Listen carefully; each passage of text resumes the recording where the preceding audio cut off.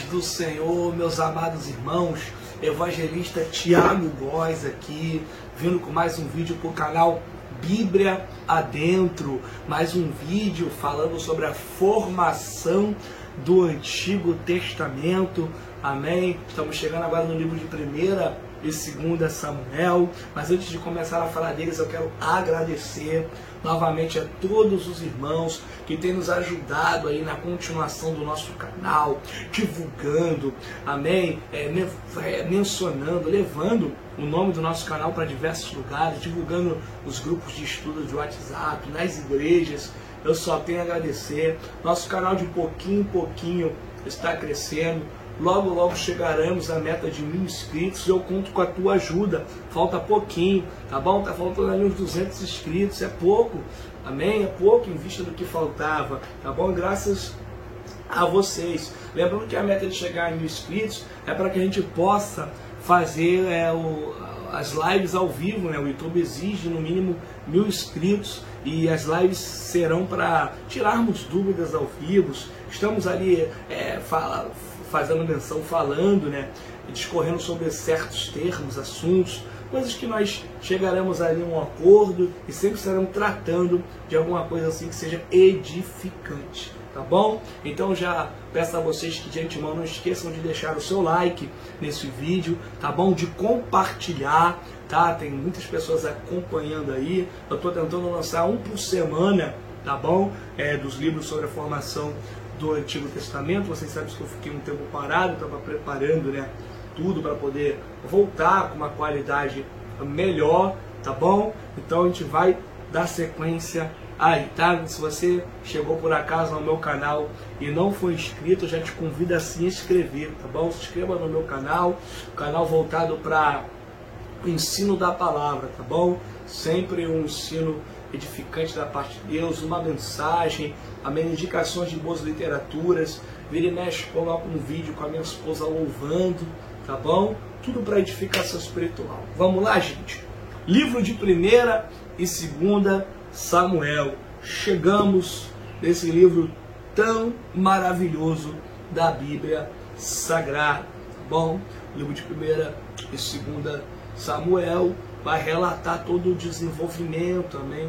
O começo ali da monarquia em Israel, né? O que nós chamamos também de teocracia monárquica indireta, né?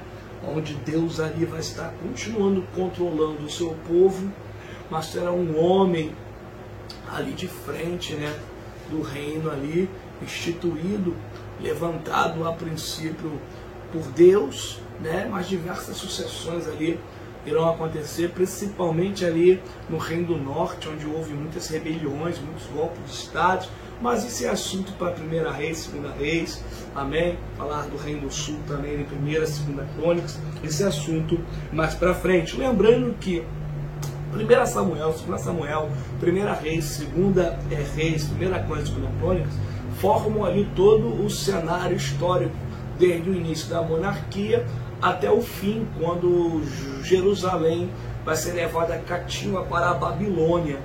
Bom, então, se você busca esse contexto histórico, entender mais um pouco desse cenário, você pega de 1ª Samuel e você vai até o final de 2ª Crônicas, amém? O livro de 1ª Samuel, ele tem como autoria, a sua maior parte do livro, quase de forma unânime, é atribuída a Samuel. Amém.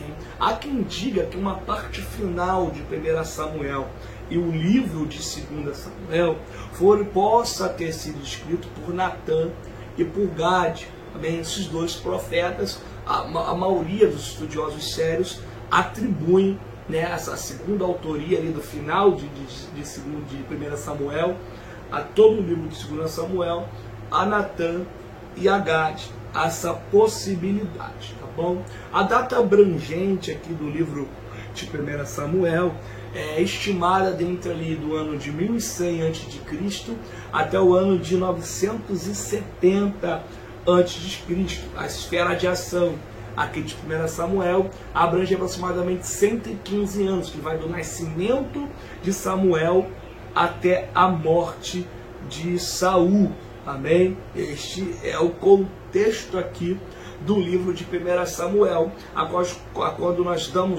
quando nós começamos a ler, nós vemos a história ali de Elcana e Ana, né? Ana, que muito tempo tentando gerar, né? Depois que Deus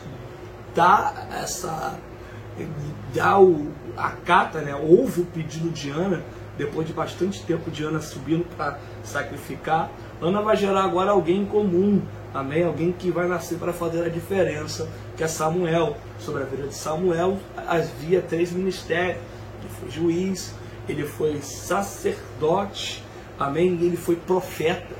A grande foi a responsabilidade de Samuel em guiar o povo ali como o juiz que iria suceder Eli. Eli foi alguém que falhou em cuidar dos seus dentro da casa, um homem que era temente a Deus, mas ele falhou, amém? Havia coisas erradas acontecendo dentro da sua casa, seus filhos Ofni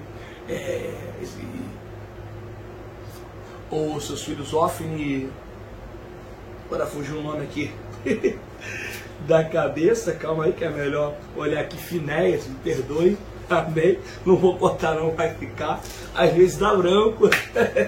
Os seus filhos Ofni e Finéias, eles eram homens extremamente depravados, homens corruptos, e que estavam tocando naquilo que não era para tocar, e ele não tratou o que precisava ser tratado. O sacerdócio vai ser passado da casa de Eli. Deus anuncia essa sentença em 1 Samuel ali, capítulo 2, amém? E tudo isso vai acontecer mediante a uma invasão, né, dos filisteus. Os filisteus vão dar contra o povo de Israel. Ali é o momento também que a arca vai ser tirada, né, do meio do povo, a arca que já estava estabelecida em Siló há centenas de anos, aproximadamente há mais de 400 anos antes. Já em Josué capítulo 18, o tabernáculo ficou levantado em Siló, ali a arca estava, e Ofni e Finéias, em meio à batalha, vão mandar buscar a arca, e vocês conhecem a história, eles vão perder a batalha, eles vão perder a arca,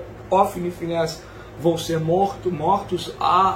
Quando chega a notícia, aí ele também vai cair da cadeira e vai ser morto, mas nesse meio tempo já Samuel já havia nascido, já estava crescendo sob a tutela de Eli, e agora Samuel vai ser o novo juiz, aquele que vai dirigir, amém, o povo de Israel. E a primeira atitude dele ali, né, é acabar com o terror, com o domínio dos filisteus. 1 Samuel capítulo 7, mas Samuel sabia que haveria que ter um conserto primeiro. Ele chama o povo para um conserto, para que as imagens de Baal sejam tiradas do meio do povo, sacrifício vai ser oferecido a Deus, amém? E Samuel vai clamar ao Senhor, e o Deus vai enviar resposta do alto, né? Uma trovoada, a qual vai aterrar os filisteus. É ali que no versículo ali 12, versículo 3, 1 Samuel 7, em Mispa vai ser cravada a pedra chamada Ebenezer, até que nos ajudou o Senhor.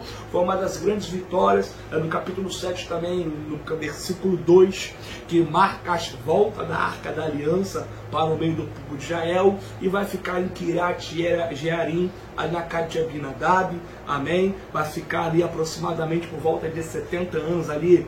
Existe um erro comum hermenêutico cometido por muitas pessoas que dizem que a arca só ficou na casa de Abinadab durante 20 anos por causa da transição do capítulo 2, versículo 3 de 1 Samuel 7, que se não for interpretado de maneira correta, há esse equívoco, amém? A gente tem que entender que a transição de um versículo para o outro ali vai marcar o tempo em que Israel estava sendo oprimido pelos filisteus, e Samuel entendeu que a única forma dessa opressão acabar era o povo se convertendo de verdade, era o povo se arrependendo. Então passa-se 20 anos desde esse período que a arca já estava na casa de Abinadab. Eleazar, seu filho, recebe essa arca, só que a arca ela vai continuar ali, Deus vai dar vitória, e a gente tem que lembrar que ainda há um processo de desenvolvimento histórico muito grande. Há 40 anos aproximadamente de reinado de Saul, amém? Acredito que Saul reinou 37, 38 anos, e Esbocete, seu filho, reinou 2 anos, amém? Paulo faz uma menção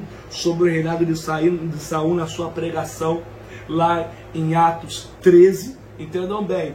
Há também um período de tempo entre o capítulo 7 e o capítulo 8 de 1 Samuel, porque 1 Samuel capítulo 8, versículo 1, começa dizendo, e agora Samuel mais velho. Então a gente já sabe que passou-se um tempo ali, amém? Vamos dizer que se passou 10 anos, você bota 10 anos ali, você bota 20 anos a arca na casa de Abinadab, 30, mais 40 do reinado de Saul, 70. A gente tem que lembrar que Davi reinou sobre Hebron também, né?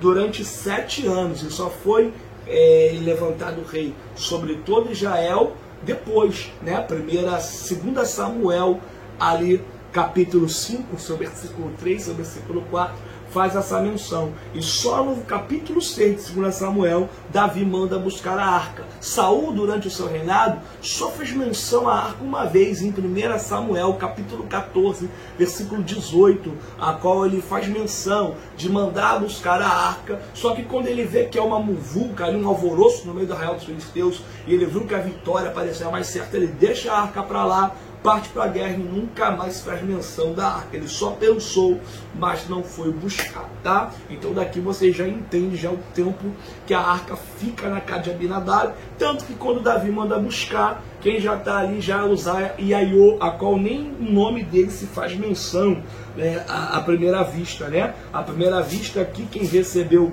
a arca na casa de Abinadab foi o filho dele, aqui chamado Kiriat Jearim, foi o filho dele chamado Eleazar, tá bom, gente? Então, dando sequência aqui, nós vemos ali a vitória que Deus vai dar ao povo de Israel no capítulo 7, nós vemos o capítulo 8 de 1 Samuel ali, o povo agora pedindo, para que Samuel já estava velho, o povo vai fazer um pedido, né, no versículo 5, que para que Samuel institua um rei, né, um homem para governar o povo, assim como as outras nações tinham, e ali marca o período de transição, né, da teocracia direta, né, para uma tipo de teocracia monárquica indireta, né, o período da monarquia, onde o primeiro rei ele vai ser levantado, Saul. É bem verdade que é a vontade do povo, amém? Que se tivesse um rei à frente deles, né?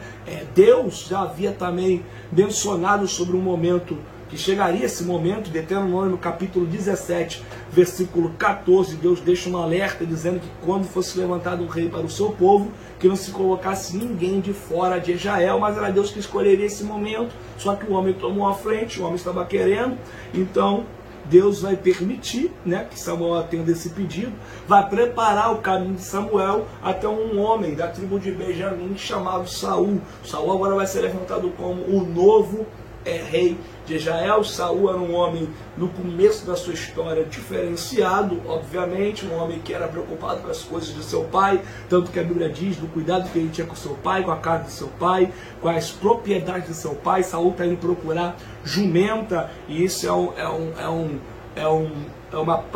como é que eu vou dizer? Isso é um detalhe que parece que irrelevante, mas é relevante, tendo em vista que jumenta, dentro da classificação monetária dos animais dentro de Judá, né, dentro de Israel, jumenta estava lá embaixo, não valia muita coisa. Então a gente vê Saul preocupado com aquilo que parecia pouco, aquilo que era pouco, mas era valioso para o pai.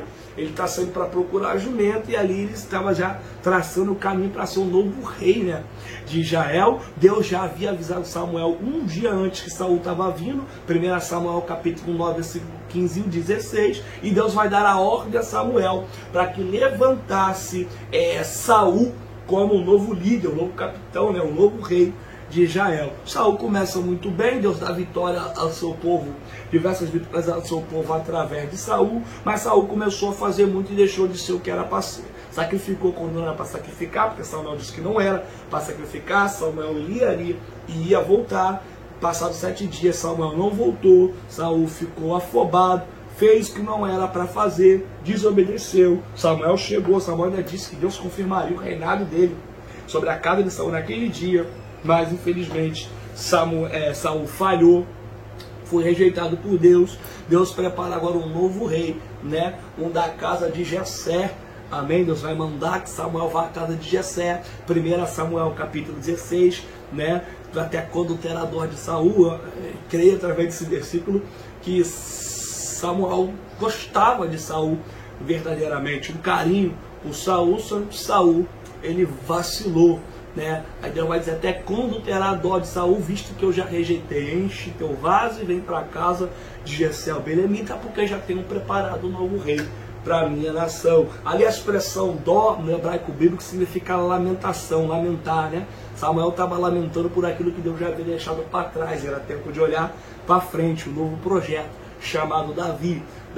Aí você conhece a história, né? Samuel chega à casa de Davi, vê primeiramente os seus irmãos, vai pela aparência. Deus disse que não, o que para Deus que chama a atenção dele, a prioridade não é a aparência, é o que está dentro, é o coração. Davi, a última a ser chamado, estava lá atrás no quintal, cuidando das ovelhas. Só que quando Samuel tem certeza que Davi é o novo rei, versículo 12, versículo 13, ali de 1 Samuel 16, ele manda chamar e diz que ninguém se assentaria na mesa enquanto Davi, o menor, não chegasse. Quando Davi chega, o versículo 13 diz que ali naquele momento ali, Samuel vai derramar o azeite sobre Davi e o Espírito de Deus vai se apoderar de Davi.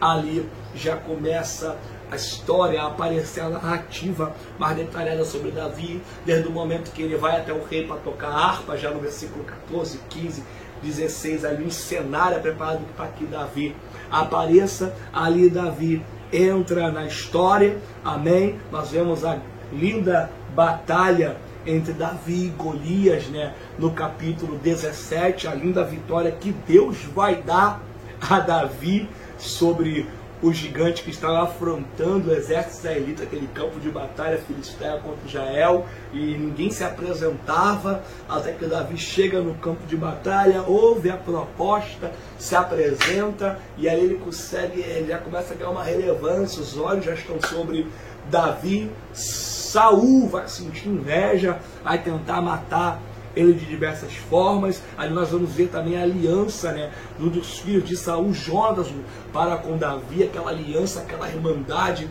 aquela coisa tremenda. E daí vai se desenvolvendo, né, toda a história, as perseguições de Saul contra Davi, os livramentos, até que no final de 1 Samuel, Saul totalmente desconcertado, ele vai se matar, vai se lançar contra a sua própria espada no campo de batalha, e ali se encerra a história de Saul, para a gente dar continuidade agora, amém? Lembrando também que Samuel também, ele já desce também a sepultura, ali em 1 Samuel, no final ali de 1 Samuel, encerra-se a história dos dois personagens ali, são três personagens principais, né, que eu coloco assim. Obviamente Deus é o personagem por trás de tudo, né?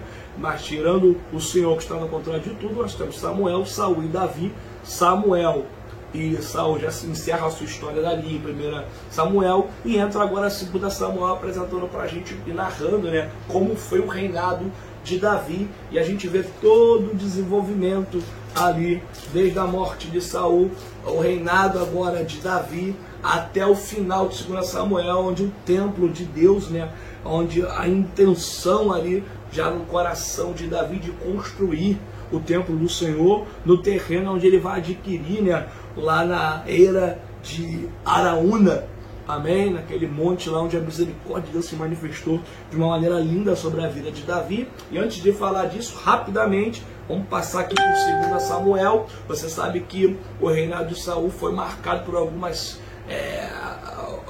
tragédias, né, geradas pelas inconsequências de Davi.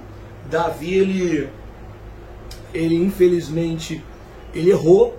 Ele era um homem segundo ao coração de Deus, mas ele não estava isento de erros. Ele cometeu alguns erros, mas a diferença de Davi, para ele ser conhecido como homem segundo ao coração de Deus, não estava no erro em si, mas naquilo que seria feito depois do erro. Davi não sabia conviver com o erro.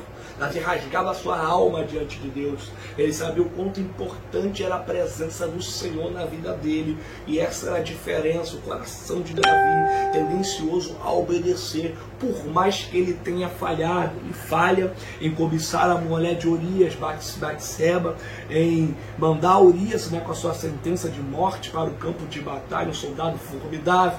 Ele coabita com a mulher de Urias, Batseba, a qual vai ficar grávida dele.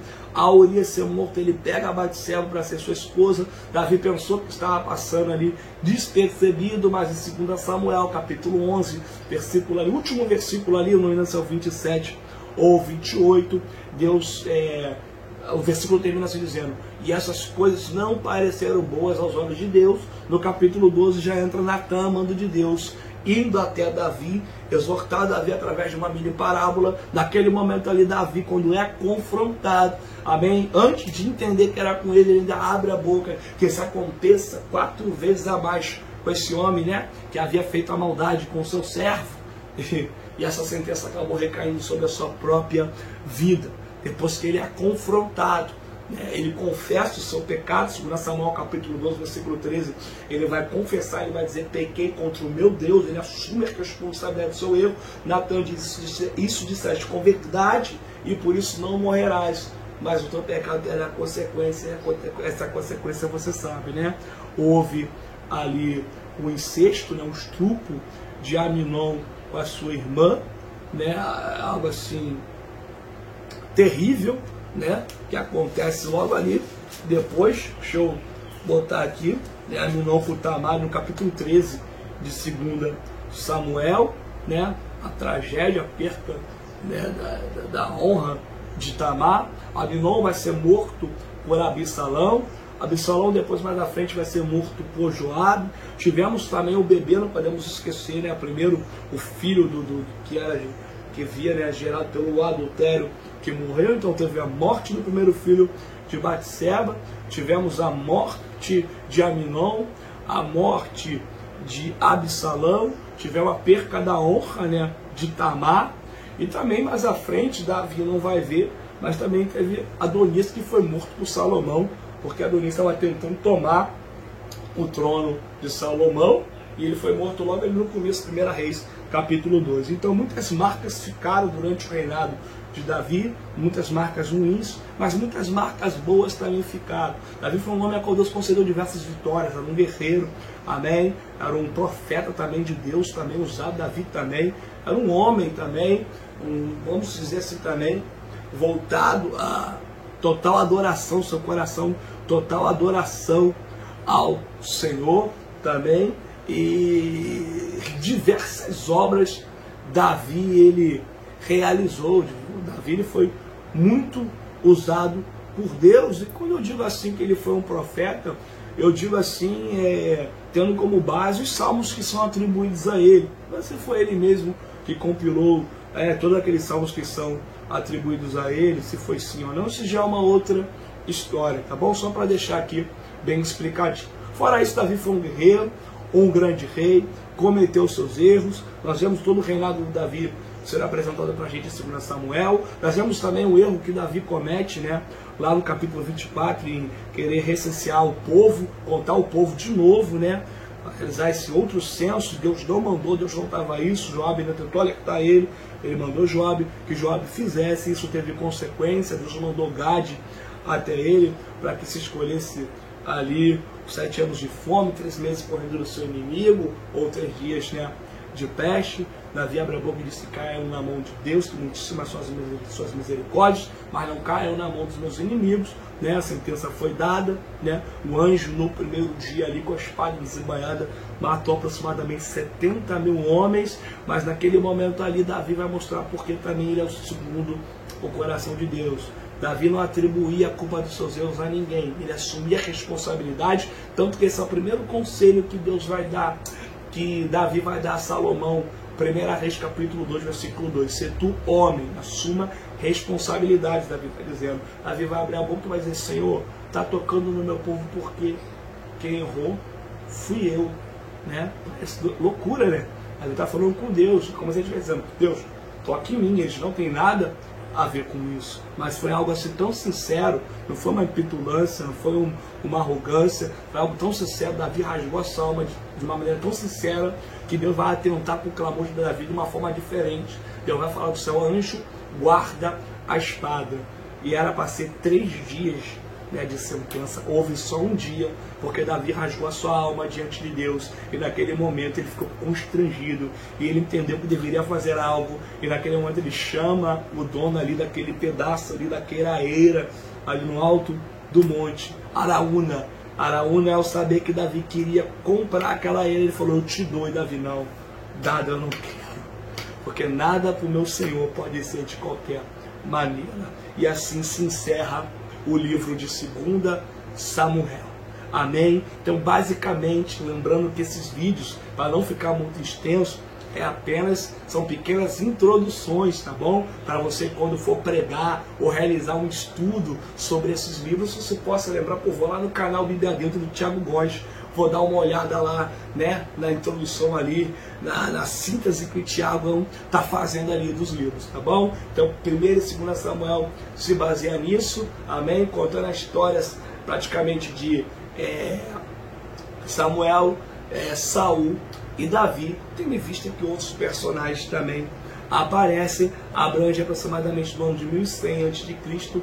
até o ano de 970 a.C. Lembrando um detalhe que eu esqueci de dizer, que também é em 2 Samuel que Jerusalém vai ser levantada como a cidade, tanto politicamente ou religiosa, como centro, tá bom? Deus vai dar Jerusalém de forma completa para Davi, ali em 2 Samuel, capítulo 5, quando primeira coisa, né, quando Davi vai começar a reinar sobre todo Israel, vai ser conquistar por completo Jerusalém, lembrando que Josué já havia ido lá, Otiniel também, mas não haviam expulsado todos os jebuseus lá de dentro. Davi faz isso e Jerusalém é instituída ali como a cidade ali principal, mais importante ali de Israel. Não podia terminar esse vídeo sem deixar essa nota, tá bom? Já quero agradecer a vocês, tá bom? Mais uma vez o meu coração é grato, porque graças a vocês o canal tem crescido, graças a Deus pelo lugar, depois a vocês, meus irmãos, o canal tem sido divulgado, tem crescido. Eu costumo dizer que quando a gente trata com coisas espirituais, nada é fácil, tá bom? A gente vê tanto canal aí com tanta palhaçada crescendo, mas glória a Deus, nosso canal de pouquinho em pouquinho está indo, porque Deus levanta pessoas maravilhosas aí como vocês para estar divulgando, para estar nos ajudando, tá? Logo, logo, se Deus quiser, estarei vindo com um livro de 1ª e 2ª Reis, tá bom? A formação do Antigo Testamento. Logo, logo também estarei vindo com mais uma dica literária, com mais um livro aí que estarei indicando, tá bom? Para ajudar os irmãos aí no estudo da palavra. Tá? Que Deus continue nos abençoando, que a boa mão do Senhor nesse momento de pandemia, né, que estamos vivendo aí, de dificuldade na terra, que a mão de Deus possa estar sobre a vida de vocês, sobre a casa de vocês, que Deus possa continuar guardando e abençoando a todos vocês, meus irmãos, também. Muito obrigado. E lembrando, não esqueça de deixar o seu like. Se não tiver sininho ativado, assina o sininho, porque sempre que eu lançar um livro, lançar um vídeo novo, o YouTube vai estar te lembrando, tá bom? Não deixa de seguir lá no Instagram não, tá bom? Evangelista Thiago Góes Oficial, página também lá no Facebook também, Evangelista Thiago Góes Regenerado pela Graça. Fica na paz, meus irmãos, até a próxima, amém.